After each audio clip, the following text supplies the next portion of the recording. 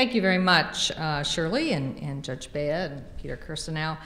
I gave a lot of thought to what I was going to be talking about today, and I had in mind the idea that I would come and talk about some of the Center for Equal Opportunities work on affirmative action in higher education. We've done literally dozens of studies of admissions procedures at various colleges and universities around the country, and I thought I might talk about that. Judge Bea had a little conference call with all of the members of the panel to discuss what our various take would be on this panel, and I can't remember precisely what I said I was going to talk about, but basically I threw all of that out the window on Sunday when I sat in front of my television set and tuned in to ABC's This Week with George Stephanopoulos.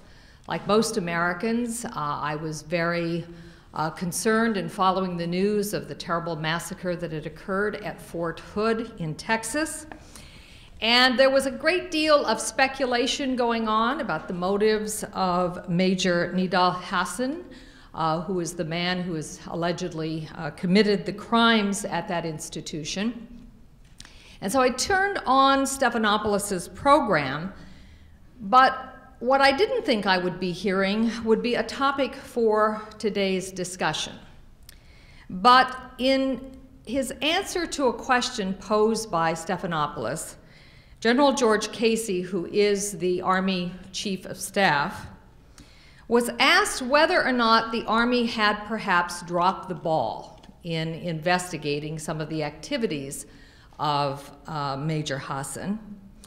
And General Casey went on to say, and I am quoting here, "What happened at Fort Hood is a tragedy, and I believe it would be a greater tragedy if diversity became a casualty there." Now, let me just say that a tragedy is when you have 13 soldiers who die in a helicopter crash. A tragedy is when you have 13 sailors whose ship goes down in a stormy sea. But when you have a fellow officer jump to a table on a military installation shouting Allah Akbar before pumping 100 rounds of ammunition into his fellow soldiers, that is not a tragedy. It is an attack. Now, I believe that General Casey should be fired for his statements because these statements did not occur on simply one program. He made equally offensive iterations of that sentiment on CNN and on NBC.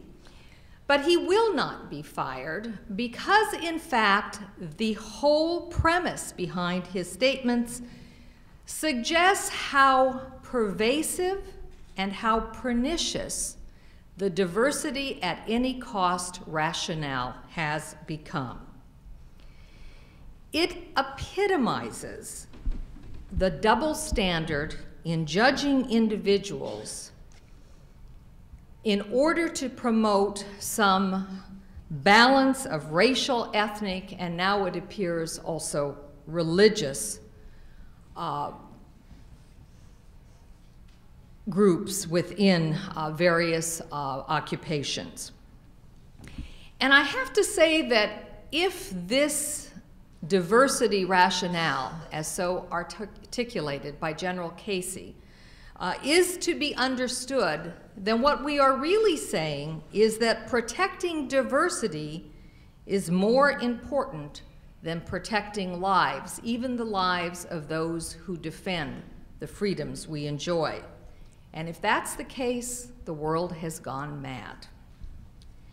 Now, I bring this up because it is simply the most extreme iteration of this idea of diversity that does now permeate every institution in American life, from the US military to the government to the private sector to academic institutions. It is indeed everywhere.